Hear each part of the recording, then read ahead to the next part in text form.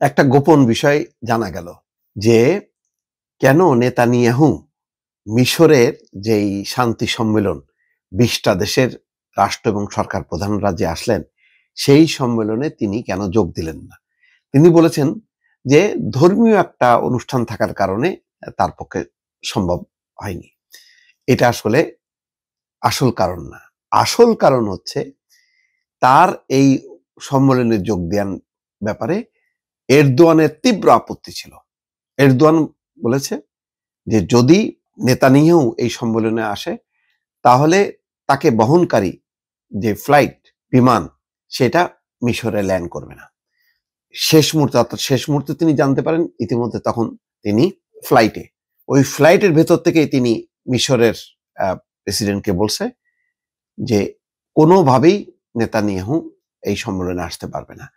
দ্রুত বেগে মিশর কমিউনিকেট করে ট্রাম্পকে, পরে ট্রাম্প তার এই অংশগ্রহণটা বাতিল করে। অথচ এই সম্মেলনে আমন্ত্রণ জানিয়েছিলেন কিন্তু ট্রাম্প নিজে নেতানিয়াহুকে আমন্ত্রণ জানিয়েছিলেন, কিন্তু পরে ট্রাম্প আবার ফোন করে তাকে বাতিল করে। এটাকে আবার ঢাকার জন্য বলা হচ্ছিল যে নেতানিয়াহু তার কাছাকাছি সময় কি একটা ধর্মীয় ছুটি আছে, সেটা আসতে পারছেন না বলে তিনি দুঃখিত। আসলে কারণ এটা না।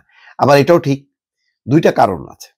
নেতানিয়াহু যদি এখানে আসতেন আরব দেশের নেতাদের মাঝে, মানে সংখ্যাগরিষ্ঠই তো আরব দেশ, তাহলে আভ্যন্তরীণভাবে নেতানিয়াহু আবার চাপে পড়তো, সেটাও একটা কারণ।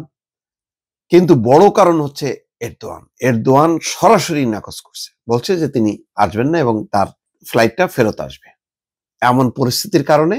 আর যেহেতু এই চুক্তির ব্যাপারে ট্রাম্প নির্ভর করছে প্রধানত তুরস্ক, কাতার এবং মিশরের উপর, এই তিনটাই হচ্ছে মূল আয়োজক দেশ এবং তারা স্বাক্ষরও করেছে, সুতরাং আর উপায়ও ছিল না, বাতিল করতে হয়েছে। এবং এরদোয়ানেরও বিপদ ছিল। এরদোয়ান যদি বরাবর বলছে যে গাজায় যেটা ইসরায়েল করছে সেটা হচ্ছে গণহত্যা, এখন যে গণহত্যা চালাচ্ছে তার যে মূল নায়ক নেতানিয়াহুর সাথে সেই সম্মেলনে যোগ দেয়া, হয়তোবা করমর্দনের ব্যাপার আসতে পারত সেখানে। এটা এরদোয়ানের রাজনৈতিকভাবে বিরাট একটা ঝুঁকি ছিল বা পরাজয় ছিল। তো সবকিছু মিলায় এরদোয়ান বলছে যে না, নেতানিয়াহু ওই সম্মেলনে আসতে পারবে না। শেষ পর্যন্ত তাই হয়েছে। সে এবং ডোনাল্ড ট্রাম্প মানে তার আমন্ত্রণ যেটা জানাইছিল সেটা প্রত্যাহার করতে বাধ্য হয়।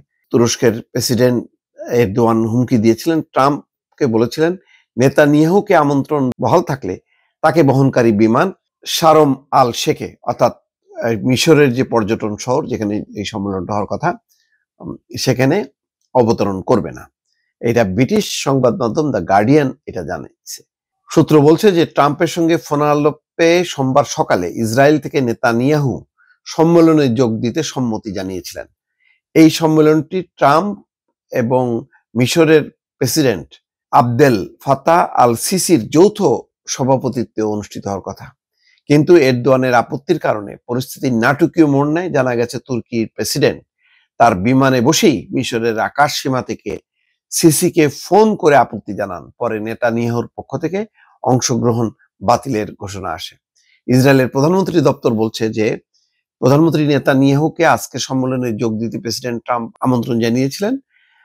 প্রধানমন্ত্রীর আমন্ত্রণের জন্য কৃতজ্ঞতা জানালেও ধর্মীয় ছুটির কাছাকাছি সময়ের কারণে অংশ নিতে না পারার কথা জানিয়েছেন।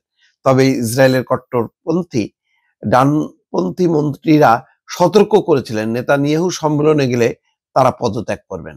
ফলে আভ্যন্তরীণ চাপও আমন্ত্রণ প্রত্যাখ্যানের অন্যতম কারণ বলে মনে করা হচ্ছে।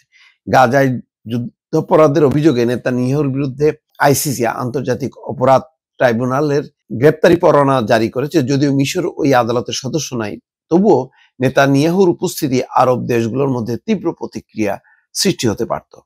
সম্মেলনে 20টির বেশি দেশের নেতার অংশ নেওয়ার কথা ছিল। নেতানিয়াহুর উপস্থিতি নিয়ে বিরোধ নতুন করে দেখিয়ে দিল ট্রাম্প যে উপায়ে মুসলিম দেশগুলোর সঙ্গে ইসরায়েলের সম্পর্ক স্বাভাবিক করার চেষ্টা করছেন তা জটিল এবং সংবেদনশীল। মানে অর্থাৎ চাপাচাপি করে যেভাবে মুসলিম দেশগুলির সাথে অ্যাটাচ করতে চাচ্ছে ট্রাম্প এই নেতানিয়াহুকে বা ইসরায়েলকে, সেটা অত সোজা না এবং এটা যথেষ্ট মানে জটিল। এরদোয়ানের জন্য বিষয়টা রাজনৈতিকভাবে স্পর্শকাতর। নেতানিয়াহুর সঙ্গে আলোচনার ছবি কিংবা করমর্দনের দৃশ্য তুরস্কে তার জন্য মারাত্মক রাজনৈতিক বিপর্যয় ডেকে আনত। একই সঙ্গে গাজায় নিরাপত্তা রক্ষার জন্য গঠিত হতে যাওয়া আন্তর্জাতিক বাহিনীতে তুরস্কের অংশগ্রহণ নিয়েও প্রশ্ন উঠত। এরদোয়ান বরাবরই ইসরায়েলের গাজা অভিযানকে গণহত্যা বলে আখ্যা দিয়েছেন। সেই নেতানিয়াহুর সঙ্গে তিনি থাকতে পারেন না। মোদ্দা কথা এটাই, এরদোয়ানের আপত্তির কারণে নেতানিয়াহু এই সম্মেলনে অংশ নিতে পারেন।